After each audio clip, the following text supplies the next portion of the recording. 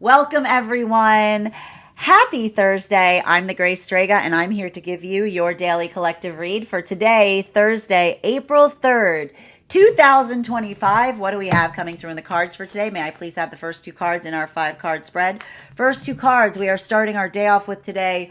Blah. I'm sorry.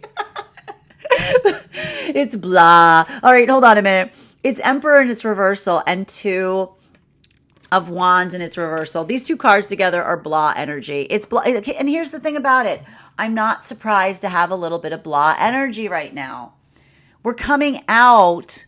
Okay, we're coming out of, I'm just going to remind you, we are going through the eclipse hangover right now. Okay? It's an eclipse hangover. And I keep on telling you guys, the eclipse hangovers, I get more worried about what happens in coming out of an eclipse than going into one.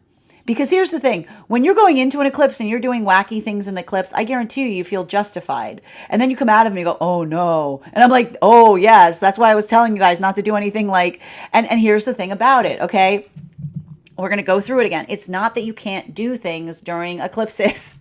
It's not that you can't move with intention through eclipse cycles. You can move forward. You don't have to stay rigid. But the key word, the word that I kept trying to impress upon you over and over and over again is intention, not reaction. It is very important when you're going through eclipse cycles not to be reactive, to be intentional, right? Because I'm just gonna walk, and here's the reason, and this is why this may be feeling like a little bit of blah energy, because it's also understanding. It's not that eclipses are chaotic. They're unpredictable because eclipses do not have characteristics. They are amplifiers, right? That's why they're often described as chaotic, but I often feel that chaotic is the wrong word for them. They're uncharacteristic. They just turn the volume knob up on things. And that's why we often describe that sometimes it feels like they're unpredictable. Because it's like when someone keeps cranking the volume knob, right? And you don't know what's happening. Like it's not changing what's there. It just amplifies it. And this eclipse cycle came at what I would like to describe as a discordant note. Why does it feel like it was a discordant note? Because it was coming through right now during a Venus at the exact moment. Okay, we were going through a Venus in retrograde cycle before the eclipse season started. And then at the exact moment that eclipse took off, Mercury went into retrograde. So it's like all that, what happens? And all of these things we receive are a gift. The Venus retrograde helps us remember the internal mirror. Right? The mirror, the message of the Venus retrogrades is the mirror of the self is the mirror that matters most, right? The ability to see oneself, the ability to identify and see oneself with clarity. But that's often why it sometimes feels like there's that distortion point that occurs when we go through Venus in retrograde cycles, because it's like suddenly it feels like others perceive us in ugly ways. It feels like everything feels potentially like it's sometimes working through. And this is why, again, it's not like everyone who knows how to do something beautifying. I always feel bad when someone's like, don't do any like beauty things during eclipses. It's like, no, you can do beauty things just fine, but you have to have a good internal mirror. Because your perception of beauty may feel like it's distorted, right? It creates that visual distortion point. So working in that context, it's working through, and it's a combination force of Mercury and Venus at the same time. Feeling that others have a bad perception of you, right? Feeling too much intensity, overthinking others' perceptions of the self was the watchword that we kept on articulating and amplifying, right? But again, when we're good with ourselves, right? Like when we're good with ourselves, when we see ourselves clearly, that helps us, right? That helps us recognize and identify our intentionality, right? And that's rough stuff. Sometimes we see things in those moments going, okay, I can work on that. That's not like taking the note, right? And I kept on saying, let this eclipse be one that you take the note. You don't throw the note through a window. Okay, Take the note, take the note. Don't throw don't throw the note through a window, because it's requiring, I told you, the gift of the Leo full moon, navigating those circumstances or scenarios with a sense of compassion. Because I was saying, the difference between, and because again, when we come out of the eclipse cycles, it's characteristic to feel like a case of the blahs, because it's not like, I got to tell you right now, the planets, I mean, beyond the fact that Neptune's transiting, it could almost feel worse right now, because beyond the fact that Neptune's transiting, so it's firming up emotions, it's building into the pathwork of resolutions, but the Mercury retrograde and the Venus retrograde are still happening. It just feels like the volumes come down, right? And so that's why it's like, it's like, it's like if you came through, and that's why I keep on saying, if you just spent this eclipse chilling, if you just spent this eclipse just working on this, working on staying balanced, working on those Libra messages, working on those Taurus energies, congratulations. That's great. Okay. You don't need, that is amazing. Good job, right? Anything else is extra credit, because again, when it feels like that's hard, it makes us want to come to that space of having a breakdown. But when we're able to build into a point of balance, it's its own, it's its own victory. It's its own accomplishment. It's that your own sense of understanding of the self that helps you understand the gift of being able to be energetically consistent during emotionally rocky or volatile times, right? Now, this is having, and that's the thing about it. And I got to stress this, and I got to check this out. Often when the eclipse energy settles down, it feels like quietude, right? It creates I keep on getting, it's very solemn energy, but it can feel very energetically quiet.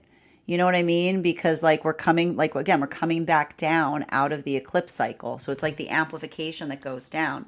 So if you're feeling a little bit of that stillness right now, depending on how you carry stillness, it either feels peaceful or anxiety inducing, because some signs have a harder time with the energy of solace, especially for my Aries placements. Aries are always it's a difference between it's it has to do with how you feel with someone saying it's quiet in here, right? Because if you're like an earth sign, you're like, right? If you're like a fire sign or an air, earth and water, it's quiet. It feels like, a little bit more easement. For fire and air signs right now, this could be like crawling out of your skin kind of energy. It could be a lot of energy being a little, here's the thing, that's, I always the way I like to describe it is when we have solemn solace energy like this, Aries and earth and water signs say, oh, it's so quiet. And then the air and fire signs go, a little too quiet, don't you think? A little too quiet, a little too quiet. You know what I mean? It's working out a lot of that. So I want you to just continue, honestly, I feel like this is saying continue with the same exact work that you are doing as it relates to the eclipses. Don't let yourself feel energetically triggered. Don't trick yourself in feeling that just because the eclipse is over, that you're now allowed to take things personally or be energetically triggered. We're still going through this energy. Third card in our 5-card spread is, we've got here the Page of Wands. We have had so much. Yesterday, there was a lot of heavy, I got to point this out. Yesterday, there was a lot of heavy Gemini. The whole reading just felt really heavy in Gemini energy. So, and again, and when we see days that there's a lot of Gemini energy, for me, that often articulates as to feeling like you have to shift gears a lot, right? There's a lot of moving parts. There's a lot of moving pieces. there's a lot of things that like just a lot of having to do things. Like it's interesting that we were talking about a bit of that K-turn energy because, and I'm telling you right now, the reason it feels like a little bit of like wildness, and we were talking about this before the podcast started, is we've got something a little unusual that's happening right now. I'm going to bring this out again. And it's interesting too, because this, what we're seeing in the cards right now is literally kind of showing us what's happening as it relates to why the energy is a little wild, like a little weird right now. So Neptune energy is back end energy. It's memory bank, right? Neptune is energy that typically moves more slowly because it exists in the realm of the emotions, right? It's like, think about the ocean, right? There's movement there, but it's slow to move, right?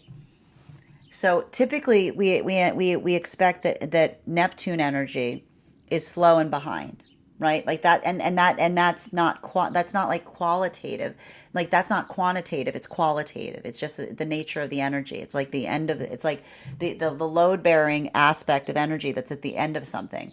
Mercury is like Mercury's like the engine energy.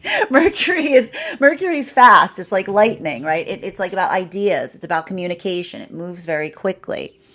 So typically we anticipate Mercury usually is flying forward, and Neptune is like is following behind.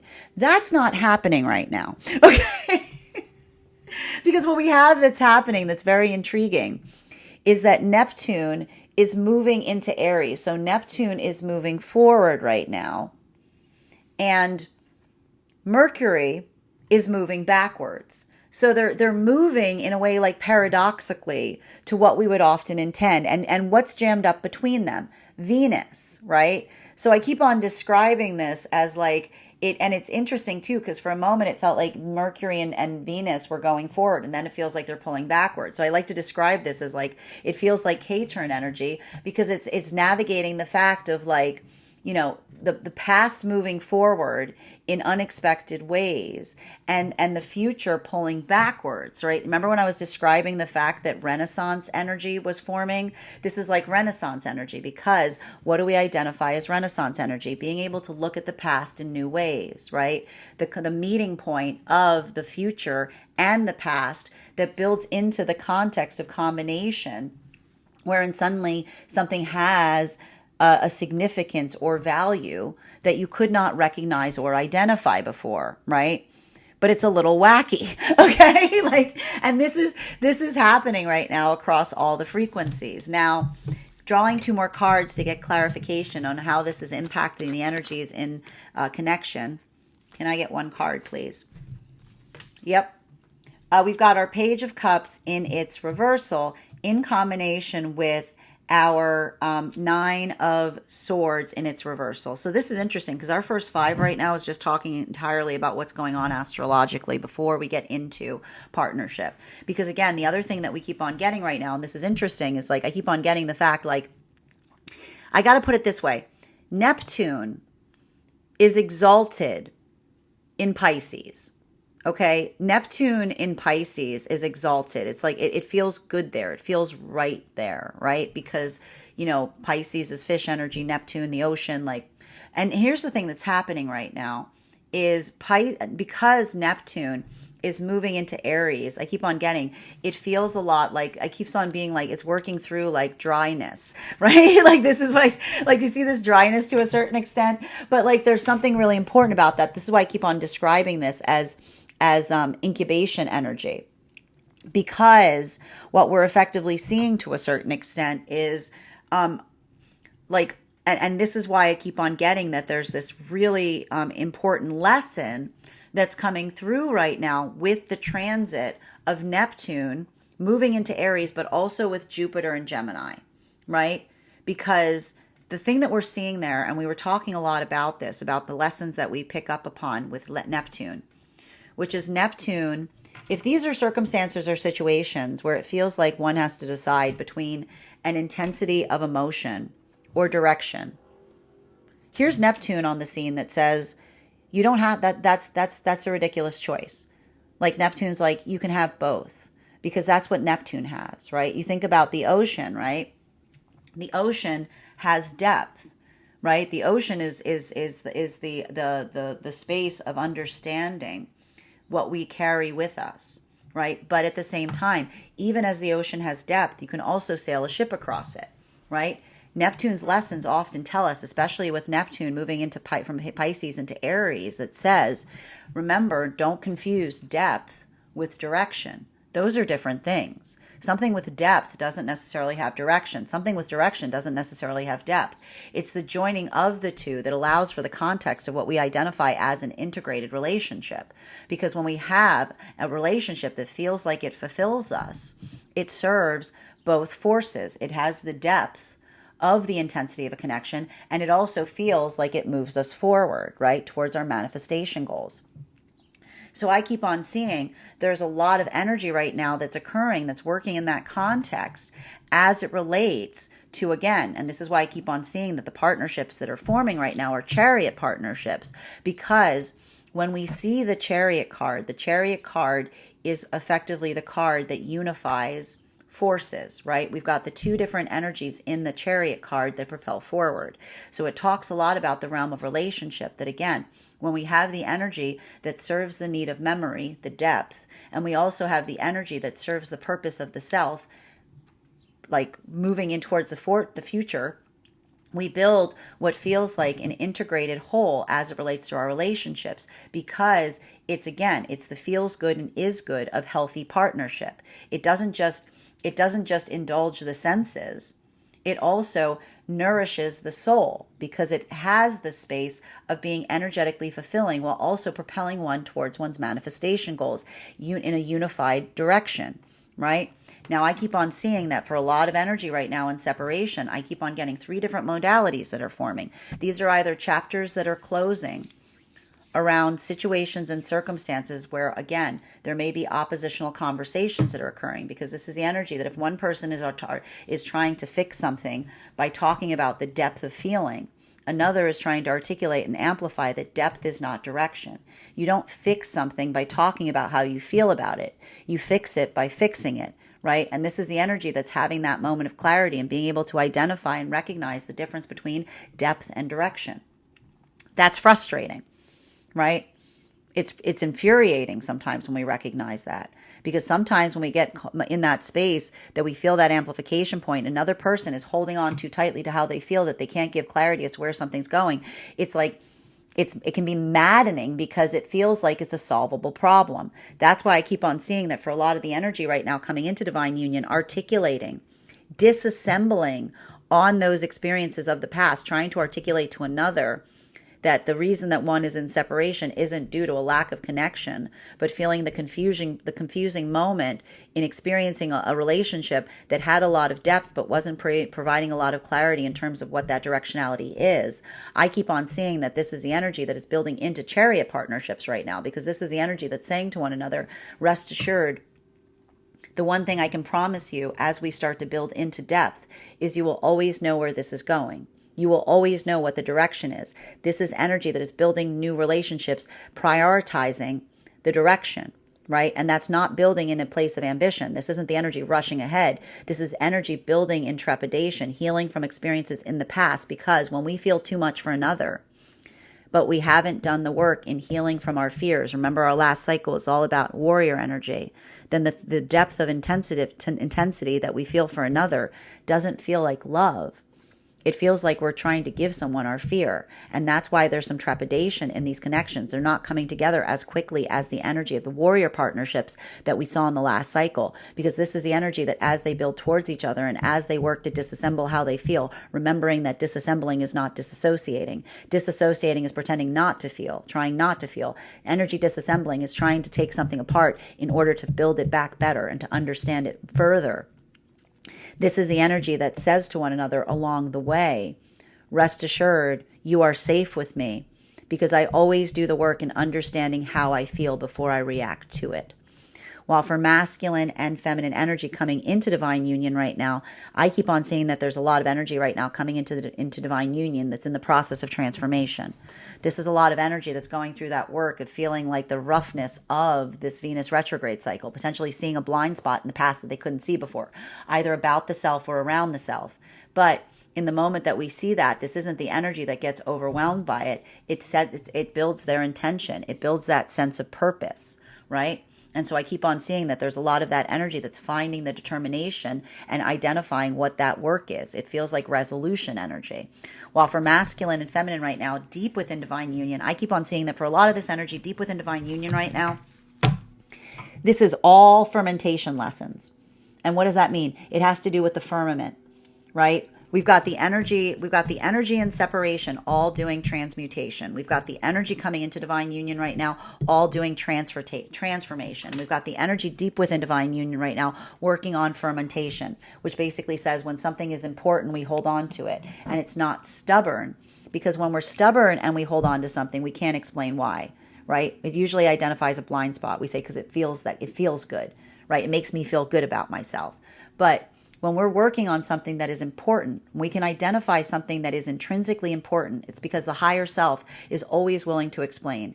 It's the exquisite insistence of the sacred knot. It is something that we hold on to because it matters and because it has value. And the higher self is always able to talk about it, because by talking about it and articulating it, we see the higher self with more clarity.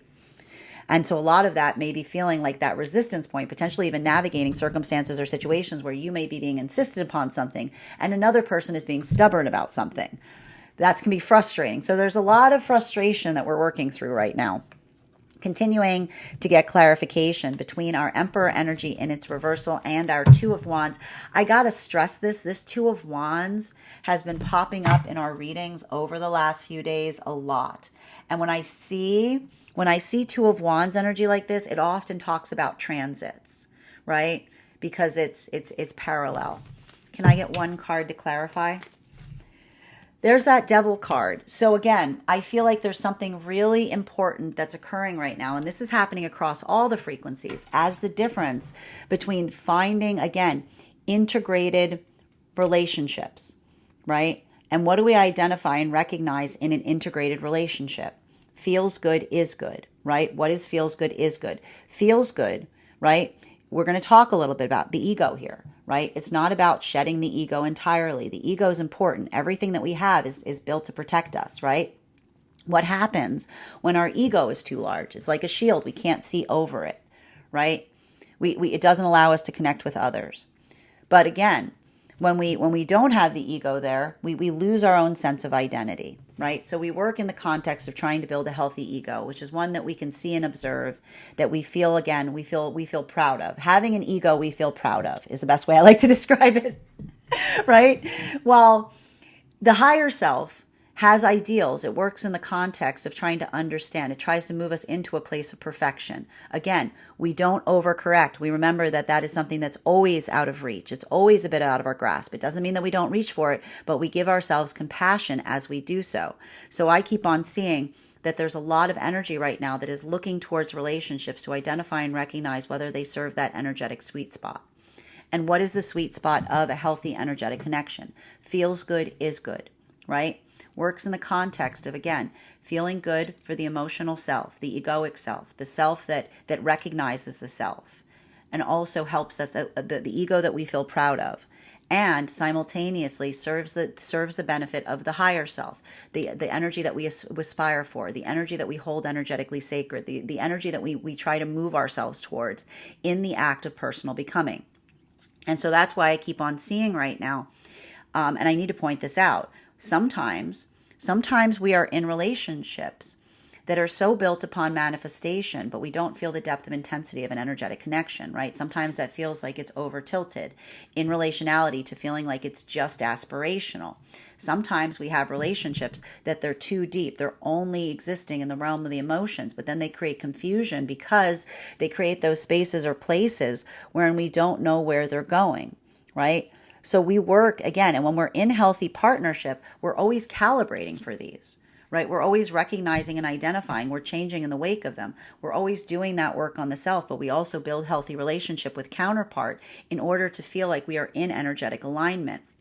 So I keep on seeing that there's something very beautiful that's happening right now. But again, for some, it's bittersweet because it's working on the energetic sweet spot. And sometimes the only way we're able to work through the energetic sweet spot is to be able to identify and recognize what feels like it's not in alignment to it, right? And I see what's really interesting about this right now is I even see this for a lot of the partnerships that are coming together at this time, a lot of those chariot energies that we're seeing. This is the energy that's almost saying to each other, I'm not perfect.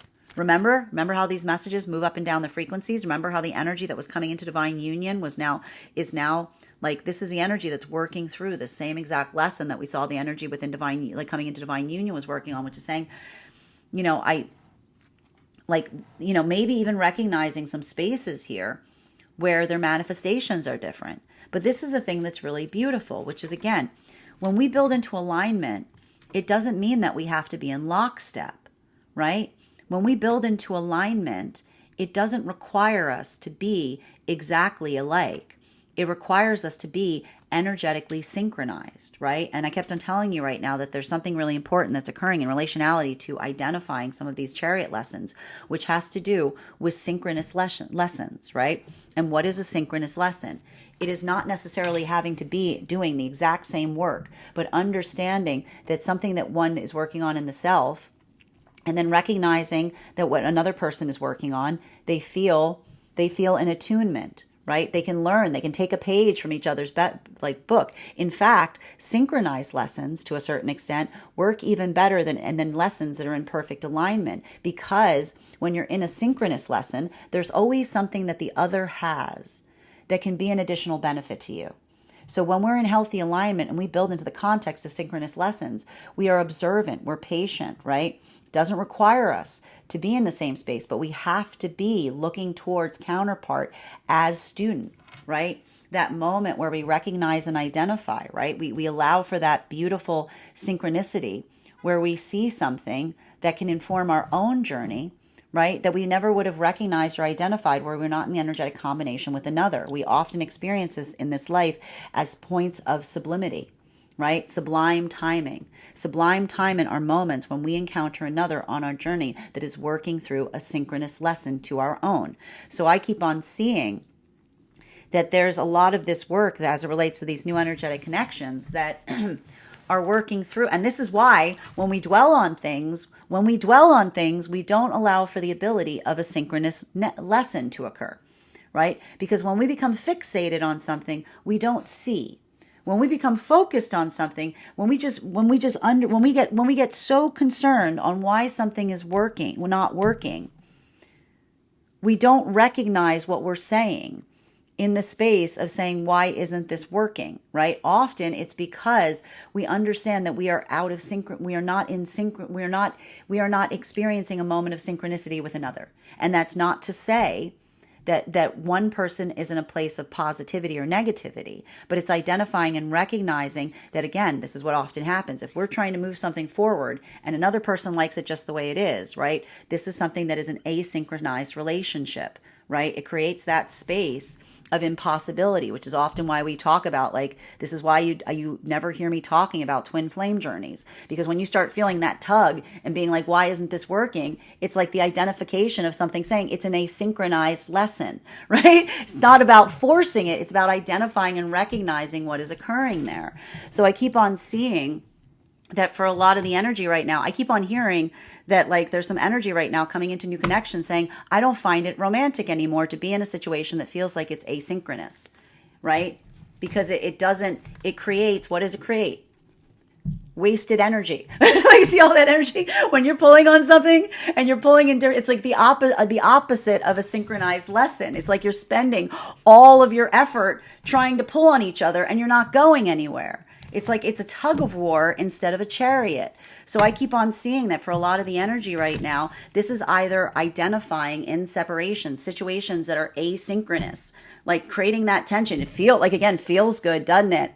It's tense. You know what I mean? Like, it's like a wrestling match. You know, it's like It's like over the top kind of energy. It's an arm wrestling match, but it isn't synchronized. It's not going anywhere. It's just the vibration of intensity. It's taut. But when we're in, like again, it's taught because it's not a lesson. It's taught because it's not a lesson. Someone's trying to teach it's taught because it's not a lesson. It's taught because, and again, a lesson is not one where we're trying to teach each other things. It's one where we're leaving to that point of expansion, right? Again, right? When we're the constant student. So often the asynchronous lessons feels like each other trying to teach each other things, right? Whereas the synchronized relationship is one that it feels like you're just moving in the same direction. And again, it's not, and in that space, it's not that you're always working on the same things, but it always feels like you have what you need to help the other get it there. Can I borrow that? Yes. Can I borrow that? Yes. Do you hear? I noticed you needed this, right? So this is why I see that a lot of this energy is saying, I'm not romantic. The energy is going, I'm not romantic, because this is the energy that says, I don't romanticize traumatic situations. Continuing to get clarification, I see that there's a lot of energy right now coming into divine union that is potentially recognizing and identifying those tendencies from the past. And once you see them, you're like welcome, like here comes wisdom, right? And this is some energy, and this is why, again, Saturn's moving up into Aries. Some things you can only see with the optics of the present. Hindsight is not 2020. Hindsight is perfect because it's not 2020. Some things we can only see the further we get from things. And that's why I keep on seeing that for a lot of the energy right now, that conversation is allowing for a point of transformation, because this is the energy that says that sometimes the moment of accomplishment is being able to see a blind spot, right? Awakening is often moving from something to a situation. Waking does not mean everything becomes perfect. Awakening becomes a moment of awakening to the understanding of the lessons that one is working to embody upon one's own path. And in those moments that we, again, look back and say, I can see the lesson. I can understand the value or the significance of something. It's often in that moment that we often that's why we call it wisdom, because we wince, because once we see it, you're like, I don't know how I couldn't see it before. Yeah, because when you see it, it's like once you see it, it seems obvious, but before you do, it confounds you, right? So I keep on divine. I keep on hearing working through that divine paradox of sight. While for masculine and feminine, deep within divine union, bearing in mind this is not based on gender, but what one feels most aligned to, I keep on hearing absolutely not. Right? I keep on hearing being on a healing journey does not mean that you're just copacetic with everything that happens around you. That's not a healing journey. That's not a healing journey, right? Being able to be on a healthy healing journey is being able to recognize and identify the higher self. It's often articulated in those moments that the higher self says, hey, this isn't okay. It's in those moments that say, what are you doing? It's in those moments that often feel like those things that tug upon our heartstring the things that tug upon our heartstring are called our soul. And in those moments when we feel that tug and we pay attention to it, we listen to what the higher self is asking, we see ourselves with more clarity. So I keep on seeing that there's a lot of that energy that's working in that space of identifying and recognizing what, and this is what's important about those chords, because I keep on getting, and here's the thing I keep on seeing. The heartstrings are controlled by the ego and the higher self, right? The ego likes to tug on the heartstrings because it feels good to tug on the heartstrings, okay? The higher self, the ego is like, yay, noise, right? Wee, right? The higher self tugs on the heartstrings when there's something important, right? When there's something that we need to pay attention to. So that work, or that ability of identifying and recognizing, when we feel that tug within, we don't react to it. We investigate it. We go into ourselves. We go into the altar of the self to recognize where that call is coming from. If it's coming from something that says, I like how this feels, but I don't necessarily have a reason for it, then we understand that it is something that serves entirely the egoic self. But when we feel that tug And we allow those moments where and again, going inside the self and saying, what is that? We can always hear the higher self saying, I can tell you why I called you here, right?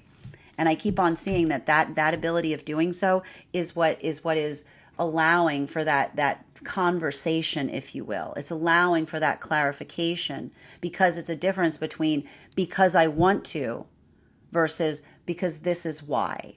Continuing to get clarification between our Two of Wands in its reversal in combination with our Page of Wands in its upright.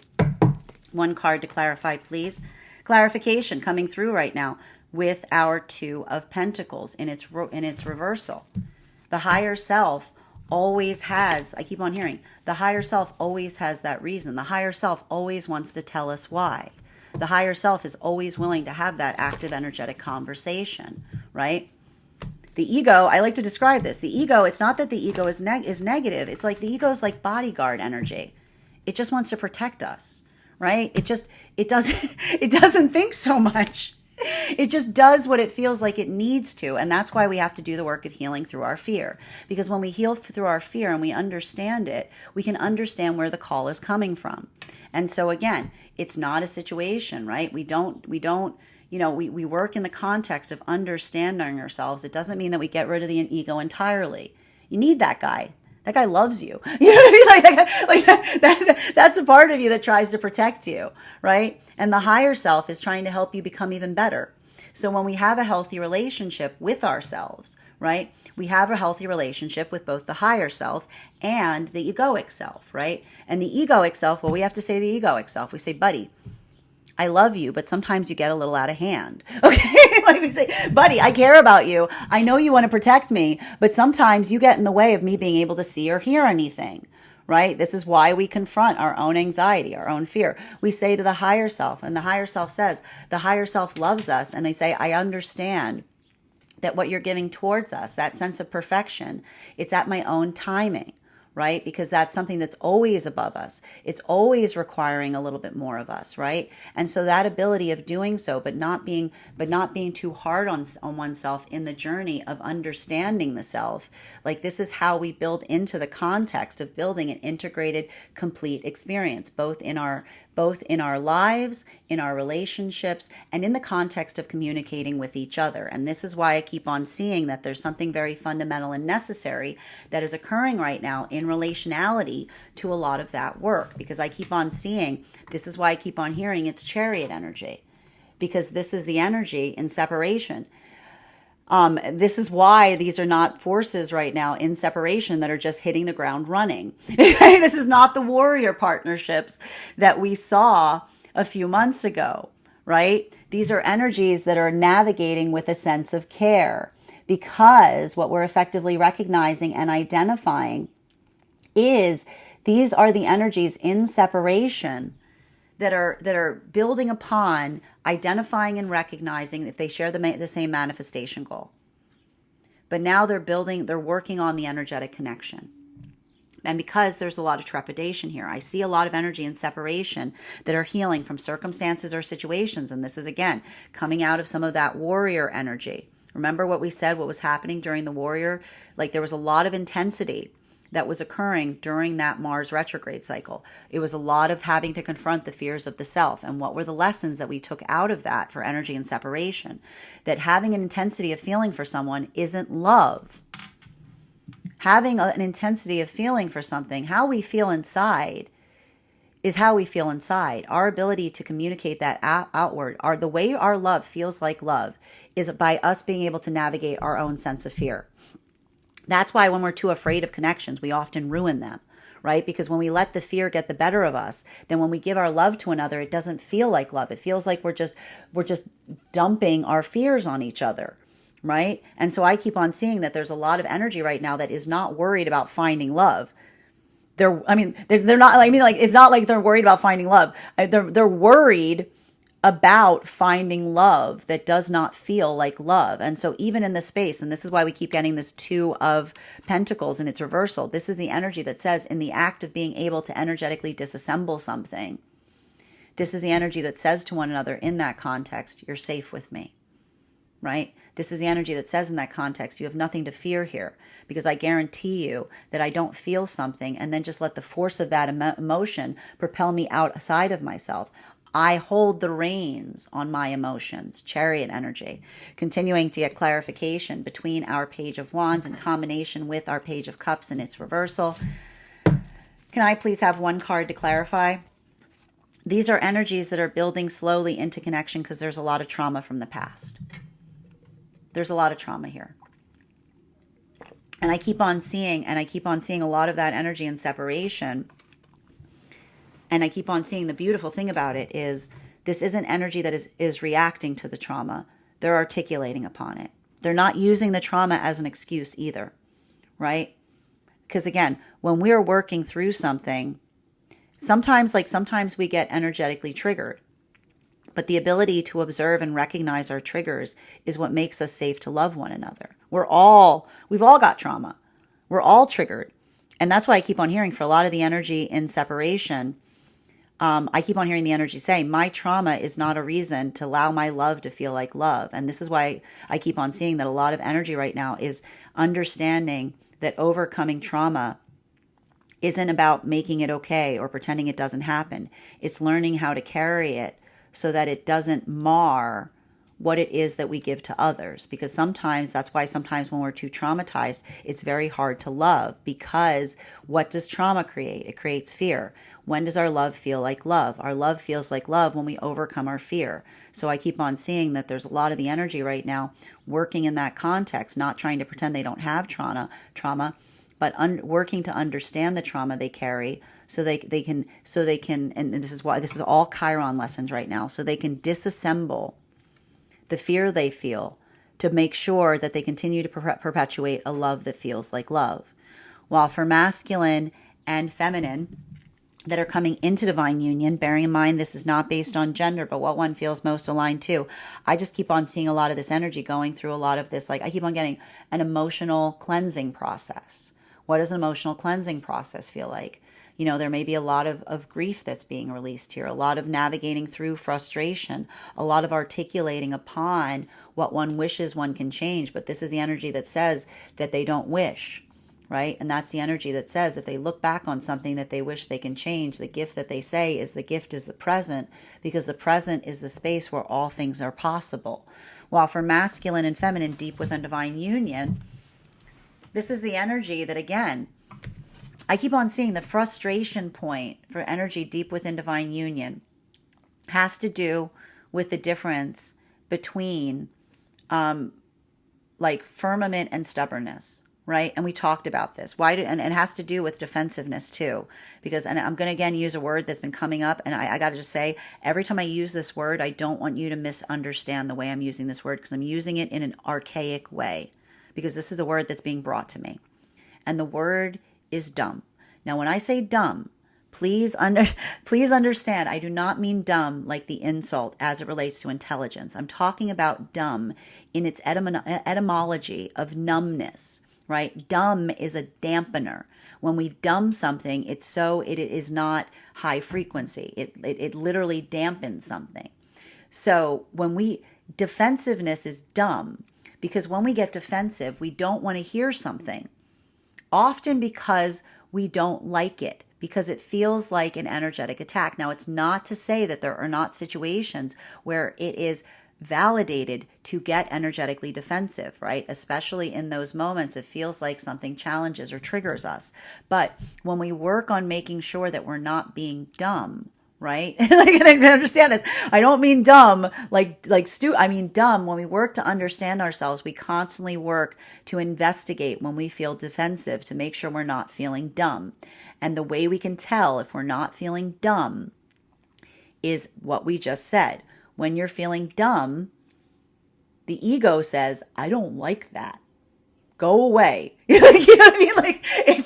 It builds into the context of saying, I don't want to hear that because I don't like it. And usually you can tell when we're being dumb. We're all guilty of this. We're all guilty of this, okay? It's okay. We just have to accept it. We're all guilty that when we get defensive, we sometimes get dumb. which is saying, I don't want to hear something because I don't like it, because it doesn't serve my needs. Like, like it's the energy that goes, why? And when we are doing the work of understanding the self, we investigate our dumbness. We investigate and say, why am I feeling defensive? And again, the ability to articulate upon why we feel defensive gives us the clarification point as to whether it's coming from the ego. What does the ego say? I don't like it. I don't like it. Makes me feel weird. Makes me feel uncomfortable, right? Versus the energy, the higher self says, sit down. Let me tell you exactly why that bothers me. Okay? Like the higher self is always happy to answer why. Okay? Continuing to get clarification between our Page of Cups in its reversal in combination with our Nine of Swords in its reversal. One card to clarify, please. Clarification. 2 cards coming out to clarify. We've got here our Three of Swords in its reversal in combination with our Ace of Wands. Again, we embrace, I need to point this out, we embrace everything. We even embrace our dumbness. Okay? Like, because it's not to say, and the reason I keep on saying that, it's not to say that it doesn't allow a context by which it is valid to be defensive. Because if something is sacred and you're able to articulate upon the reasons why it's energetically sacred, then it's okay. It's okay. Then it's okay because you're able to find the meaning why. Okay? Like we're going on a treasure hunt. Like we go on a treasure hunt within ourselves to understand if that defensiveness is something that is sprung up. And here's the nice thing. This is why we like going on a treasure hunt. When we feel something that we are defensive about. Because when we are defensive, and there's a reason why, we go, oh, look, there's the higher self. What's up? High five. How you doing up there? Okay, cool. Let's talk. Right? But when we're feeling dumb and we can't find a reason, oh, look, a blind spot. How intriguing. How curious. How amazing. I get to find out something about myself, right? I don't know what this is. I've got a blind spot on myself that I can't see, right? It's a beautiful journey. It's a beautiful journey, but you have to be able to do that work. And I keep on seeing that the reason that, again, this is happening across all the frequencies. This is the energy that is recognizing themselves via those chariot lessons. And what do those chariot lessons say? This is not energy that assumes they're righteous. This is not energy that assumes that they're right on everything. This is not energy that says it feels good, so it must be right. This is the energy that gets excited when they feel something that feels defensive in them, because it gives them the opportunity to better understand the higher self of the self, or to find a blind spot within that they need to confront and work through, right? All to come into a place of better knowing and recognizing the self in the process. Continuing, welcome to shadow work. Right? That's why we do that work in confronting the parts of ourselves that are hard to experience. Continuing to have clarification between our devil card in combination, or however you want to call it. I think it's funny because often we identify it as shadow work, but it's light work, right? Like, this is the thing. In order to understand the self, you must be willing to explore the parts of the self that are difficult or are triggering. Continuing to, and that doesn't mean that you go towards those full tilt and tell yourself that you're putting yourself through the worst thing ever for a spiritual context. It means that you find yourself. You find yourself and you identify who you are to be via that self-reflection. Continuing to get clarification between, like clarity, you know what this is, but clarification between our devil card in its reversal and our two of pentacles in its reversal. One card to clarify. Yeah, because again, this doesn't require us to put ourselves through a grinder for the sake of our journey. Like, it doesn't require us to abandon ourselves in the process. It requires us to recognize ourselves, to understand that we're all unique in defining and understanding what energetically serves us. And again, it's that beautiful gift that continues forward, because when we are serving the self with a space of grace and compassion, that is the gift that we give to all of those around us. Right? We become, that is the understanding of the self. We become our sacred self. And then we're able to share that sacredness with those around us. And I keep on seeing that for a lot of the energy right now, across the frequencies, that ability of articulating. I told you I was telling you, remember I kept on saying last month we were moving towards Renaissance energy. Why was it Renaissance energy? Because Renaissance energy is being able to derive new meaning in the space that the past and the present and the future come into a point of confluence, right? That's what we identify as Renaissance. So we keep on seeing that there's a Renaissance that's effectively happening right now across the frequencies. And what is that Renaissance? A Renaissance is a meeting. So we've got a meeting, okay? There's an energetic Renaissance that's happening right now that is the traffic jam that we're having. It's the traffic jam, the astrological traffic jam between Neptune, Mercury, and Neptune and Saturn all joining to a certain extent, because it's being able to see the past and derive new meaning from it, and being able to take aspirations from the future and be able to plot one's own trajectory going forward. I told you, and it's a little bit confusing right now because, again, Neptune, that's usually the back end energy, it's up in the front, right? And Mercury, that's a front end energy, it's going backwards. So it's a lot of looking at things from new perspectives, or seeing things from new dimensions. Like, again, it's a lot. It feels very multidimensional. Continuing to get clarification between our Two of Pentacles in its reversal in combination with our Five of Cups in its upright. One card to clarify, please. Clarification coming through right now with our Two of Swords in its reversal. And there's something really valuable and important here that we're seeing, particularly in relationality to honoring the work that's never easy. Honoring the work that's never easy. Because when we're in the context of moving towards a self that just feels good, we're looking for things that reinforce our feeling about ourselves, right? We all have this tendency. We look for something. We have that tendency to want to lean towards things that feel like they're indulgent to the self. And that's not necessarily a bad thing, because, again, we're all gifts to each other. But when we're in that healthy space, we identify and recognize what feels good and is good. We find that meeting point of the self that brings us into higher alignment. And that ability of articulating why something is important, being able to articulate upon the frustration, and even again, I keep on hearing the sacred frustration in trying to explain to another why something is important to us. It's often in those moments that we're able to share something that we feel like we are seen, right?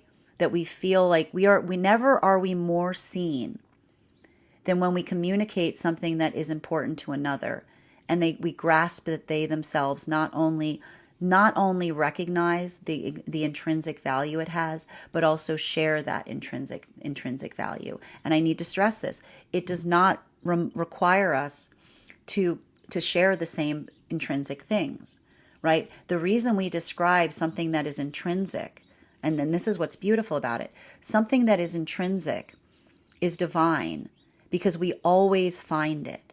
No matter where we go, no matter who we are, no matter where we were raised, it finds itself to us.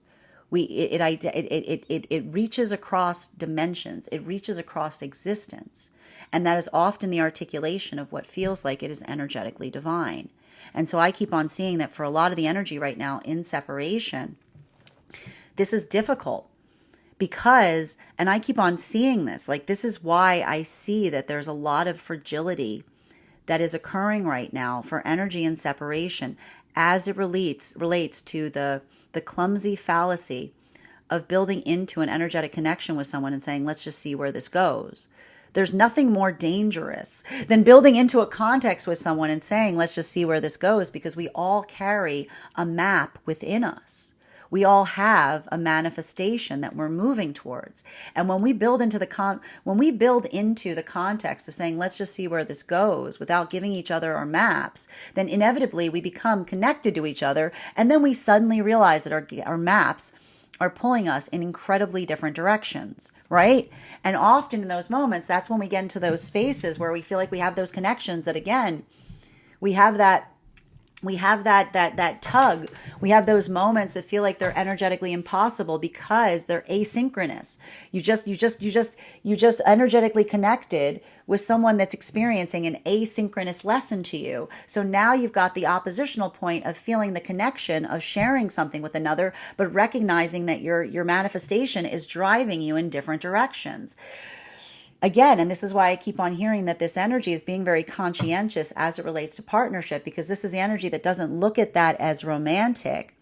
They're looking at it as tragic. That's the energy that says that's not sweet. That's devastating. And I keep on hearing that there's energy right now that's healing from that devastation by setting the intention, the boundary that becomes the standard, right? Again, the message that comes through. And what is a standard? A standard is a lesson. It is an exquisite insistence point.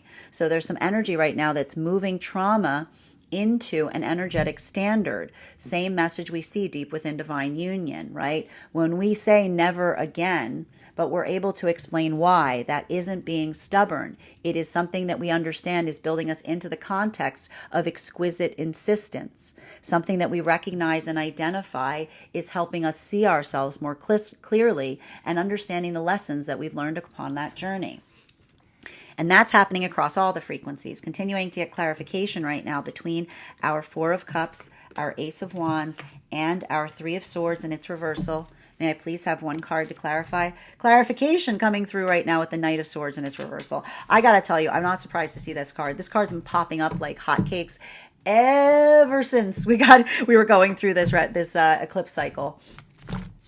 It's energy's making peace with things. And I got to point out, and this is why it feels like heavy Aries energy.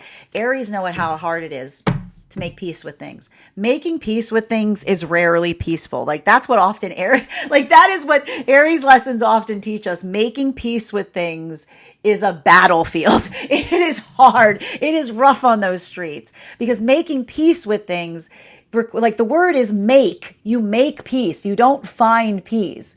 Making peace is, again, not getting into a woe is me aspect in relationality to what we experience. It's not agonizing over something. It's like, it's the energy. And I feel like there's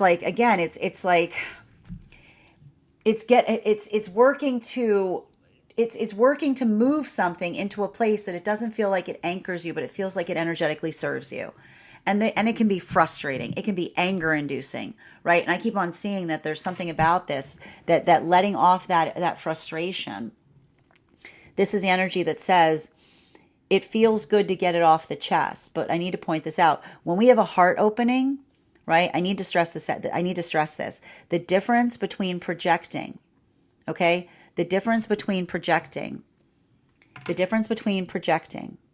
and a heart opening is when we get something off our chest that just serves the ego, right? It only feels good, but it doesn't serve that purpose of the higher self, right? That's that moment that often feels like we get something off our chest and we wound, our intention is not positive. It's energetically negative. But when we're in a space that we feel like we are articulating something that has meaning to us, something that has exquisite intrinsic meaning, it feels good and it is good. It serves the higher self and the egoic self, because it's the energy that says it's good to connect with someone that understands. It's good to be in connection with someone that I can articulate to and does not take that as a point of energetic defense, but it can be the space from which new things can grow, right? And so I keep on seeing that there's something about these new partnerships in the ability to articulate on frustration, but not get defensive, right? Not taking it personally. And that's why these energies right now, let me just tell you, these connections that are coming through right now, working through frustrations and not taking it personally, they are overcoming a lot of the hurdles that are occurring right now with this particular energy. This is why this is Chariot energy, because it's not assuming. It's not letting themselves get triggered. They're working through something, and even as the moment that they're being triggered, they're just getting over it. Like, and I mean by, and like the reason I'm saying getting over it, you have to understand what I mean by this. I'm not talking about getting over it by like in an insulting way. I mean getting over it like you have to think about a wheel, like going over hard ground, right? Like recognizing and identifying what feels like it's triggering versus what feels like it's moving in the right direction. It's a lot of that part in our appearance energy that we spoke about. Continuing to get clarification between our Ace of Cups in its upright in combination with our Two of Swords in its reversal. One card to clarify, there it is, 10 of Cups in its reversal. It's not about finding perfect. It's about making perfect. It's not about saying this isn't ideal. It's about saying what can we do to make this better. And I keep on seeing that the moment of clarity, I keep on hearing, I feel like there's a lot of energy I keep on hearing something with the energy in separation saying it was at that moment I realized. But what's interesting, and I like to point this out, whenever we have the higher self talks in the context of the self and from the future, right? Like, so I have them energy that's almost like literally in a moment of the present, and they're hearing themselves go, it was at that moment I realized, and they're like, that's the higher self. It's like, that's the higher self. Right? They can hear themselves telling the story of the moment they're experiencing, because it's like that is the sublimity of having a moment that you suddenly see something that you couldn't see before, like awakening. Like awakening is literally the articulation point of the words. It was at that point that I realized, like, good, hello. Like, right? Like it was at that moment I realized, boop, like there it is. So we see even now, I feel like there's a lot of those moments that are happening right now with with a lot of this work that we're experiencing. And again, sometimes when you have those moments, and this is why we talk about, sometimes like awakening isn't like, oh, it's like, oh, it's like, because sometimes when you say it was at that moment I realized, you don't say it like, oh, was that moment? Like often you say it a bit through gritted teeth. And so that's why I'm calling it chariot energy. Because again, chariot energy gets over the grit to get somewhere, right? Chariot energy does things through gritted teeth. Chariot energy goes like it's working through frustration. It's like it's moving with determination through gritted teeth, right? It's like a lot of the chariot lessons often have to do with navigating through grit. Continuing to get clarification between Two of Swords in its reversal and our Knight of Swords in its reversal. And this is the thing about it. I'm actually getting the Venus in retrograde helps us with grit. That's the Venus. Oh, this is the Venus in retrograde saying that's me. Don't make any mistake. That's me, right? Because, and we got to talk about this. So I need to stress this. Okay, so there's something very specific that's coming through. How do you make a shiny surface? How do you make a shiny surface? You put grit on it, right? You the way you polish something, okay? The way you polish something is you put grit on it, right? It's ironic, isn't it? The way you can see something is by putting dirt on it, right? And so the Venus in retrograde, so this is the energy from Venus, because Venus says that the reason Venus distorts our perception outside of the self, that is the dirt that Venus puts on the mirror outside the self, that when we're doing the work, we don't take it personally, but we use that dirt to shine ourselves so that we can see ourselves more clearly. So that's something that's happening across all the frequencies. And that's why, again, when someone sees us in a way that we don't appreciate, it hurts us, but it doesn't change us. We do our best to try to correct for it, but we don't fall apart through it. Because when we know who we are, then, it may bother us, it may hurt us, but it helps us see ourselves even more clearly in those moments. And often it helps those who care about us see us even more clearly in seeing how much it bothers us that another person sees us in a way that we don't see ourselves. So I keep on seeing, I want you to think a little bit as we exit the Mercury retrograde and enter the Venus, continue just enter the Venus retrograde. This is why I'm saying don't be reactive. If there's things that are happening that allow that space of wanting to take it personally, allow that grit to help shine that mirror within the self, to see oneself more clearly. And listen, maybe you see something, you're like, I can work on that. I can do something better there. Thank you for that grit, right? Sometimes we have those moments that say, I just need to wipe that away because that's not me. That has more to do with them than anything. Final card in today's spread between our 10 of Cups in its reversal in combination with our 9 of Cups in its reversal. It's not about finding ideal circumstances. It's not about things being perfect all the time. Every moment we have the opportunity to make something better. And when we're not, and again, when we're in that space of navigating from the ego, it's very easy to want to come into that context of looking into spaces and trying to find a reason. But, reason defies. I just point out, like when we say things like when reason defies, like I keep on hearing reason defies because it doesn't, reason defies circumstances because reason is not stopped by circumstances. Reason sees things that feel like they're not ideal and says no to them, right? And that's why I keep on hearing reason defies, because that basically, and this is why I keep on seeing that for a lot of energy and separation, the ability to try to fix something and another person saying, I can't.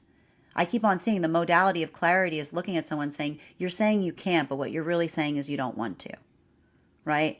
Like that moment or that experience of being able to articulate, right? Trying to figure out or identify what one can do, right? This is why I keep on seeing like there's a lot of this energy that's working either in that context of closing cycles, wherein another was trying to say either woe is me or woe is you, right? Trying to fix something by saying like, this is your fault, right? Remember, we remove blame because when we say this is your fault, what we really say is I refuse to change, right? And when someone says, I'm the worst, I'm sorry you have to put up with me, that's the energy that says, I refuse to change, right? The context by which these are chariot lessons is this is the energy that says, as long as we see what we can do, as long as we're on that pathwork of improvement, anything is possible.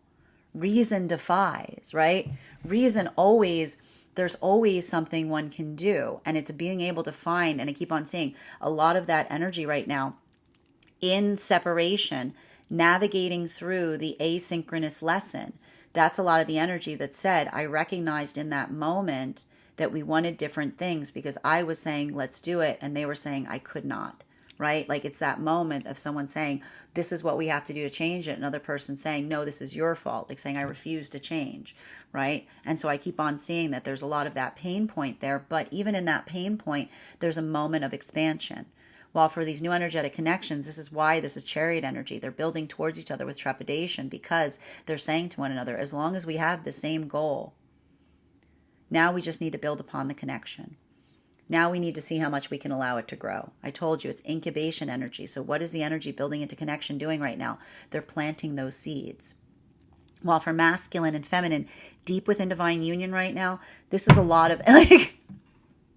This is a lot of, and I told you, this is like the shell. This is like the energy that's like, being able to articulate. And this is why I keep on hearing it's shell, because it's something that says when something, when something is vital, it is ephemeral, but it is also the most important thing, right? And something that is intrinsic is something that you cannot put your finger on, but it is so important, right? And I keep on seeing that a lot of working on the idea of what is intrinsic, helping another person understand that is something that is intrinsic, is something that we put divine resistance to, something that we articulate that has to hold an energetic standard. But the difference between understanding, the difference between, again, the stubbornness of the ego and the higher self is being able to articulate why something has meaning, why it is important.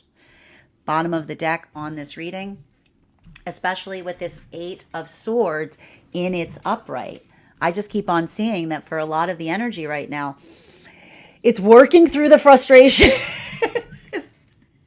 And And here's the thing, listen, the problem with frustration is we want to project it. When we are frustrated, our first instinct is to project. It's like, get it away from me. You know what I mean? Like when we are frustrated, the desire to project is never higher. It feels so good when you're frustrated just to be like, you know what I mean? Like, you're like, yeah, like, but again, when we are frustrated and instead of lashing out, we lock in, we can move that in a way that it propels us. It doesn't move us backwards, it moves us forward. I want you to think about when you project, you often fall backwards, right? But when we take something that we feel that's important and we're careful with it and we work very carefully to articulate it, then it doesn't feel like it's blocking us. It feels like it feels like it is propelling us. It feels like it is, it feels like, but it requires the ability. It's so hard to describe. This is what we talk about. This is the energy of stoicism.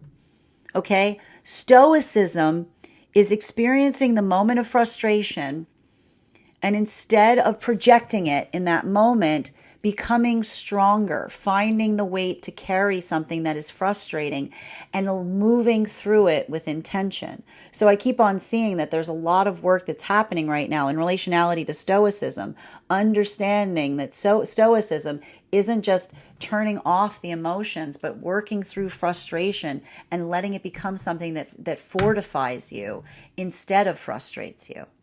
That is our daily collective read for today. I want to thank you guys so much for being here and receiving these messages. Just a reminder, if you would like to book a private reading with me, you can do so on my website. Please keep in mind, if you book a private reading with me, it is a 2-step process. You have to book the reading, you have to pay for the reading. Please make sure you do both if you'd like to have that reading. Most importantly, please remember that I will never, ever, ever, ever, ever, ever, ever reach out to you for a private reading. I will never DM you. I will never PM you. I will never slide into your inbox and tell you that I have a very important message that only I can deliver. The only way you can book a reading with me is if you book one on my site. So I encourage you to do it there. Also, a couple of updates before we move into personal readings today. First and foremost, thank you to everyone who participated in our recent tarot class on the Justice card. Our next class will be held on Wednesday, April 16th at 6 p.m. PST, 9 p.m. Eastern. We will be continuing our studies into the tarot with a focus on the Hanged Man. If you would like to become a part of that tarot class program, all you need to do is head over to my Substack and become a paid subscriber. Your paid subscription to my Substack is your ticket of entry into our live classes each and every month. You will also, as a paid subscriber, have access to over 9 hours worth of material in the Tarot Church Library Archive. You will also have access to a one-on-one chat with me and the other students to ask any questions that you may have in relation to anything that we have currently learned or are studying thus far. And if you become a founding member to my Substack, not only will you receive a discount on the full year's worth of reading classes, you will also have access to the entirety of the Tarot Church Library Archive. That is access to over 12 hours worth of material in an ever-expanding library. You will also have access to the opportunity to have a one-on-one mentorship class with me, wherein I will meet with you personally and assess where you are on your own personal tarot journey and give you the best insights in terms of how to utilize those classes to the best of your advantage going forward. One of the things I tried to do in these classes was make them accessible to the absolute novice tarot reader, as well as the seasoned reader. There's definitely something there for everyone. Don't let your lack of experience or your robust experience prevent you from joining us in those classes. And even if you don't become a paid subscriber to my Substack, I would encourage you to follow me there to stay up to date on any new offerings or services. I also post my weekly newsletter there, which will let you know about my in-person events as well as my online live schedule. I'll also post new offerings and collaborations there. Speaking of offerings, on top of my standard life path readings, I also offer mentorship classes. These for any of my students that are seeking a more personalized educational experience with me. I take a very limited number of students for this reason, as those classes are focused on each individual's personal spiritual goals and journey work. Those classes can be purchased on an individual level or as a monthly class series, weekly or bi-weekly as your schedule permits, so that you can stay more consistent on your personal journey. I'm also very happy to offer dream interpret for those who are seeking more consistent constancy in your reads. I'm also happy to offer weekly tarot insight packages. That is a package of 4 30-minute readings that you can have at a discounted rate, weekly or bi-weekly as your schedule permits, so that you can stay more consistent on your personal journey. I'm also very happy to now offer dream interpretation readings. You can purchase those per dream or as a package. I would encourage, if you purchase the package, that you make sure to keep a dream journal, as we will meet weekly or bi-weekly with that journal and utilize the tarot to understand the key themes and messages coming towards you in the dream space. I want to thank you guys so much for being here today and sharing in these messages, and we will do this again tomorrow.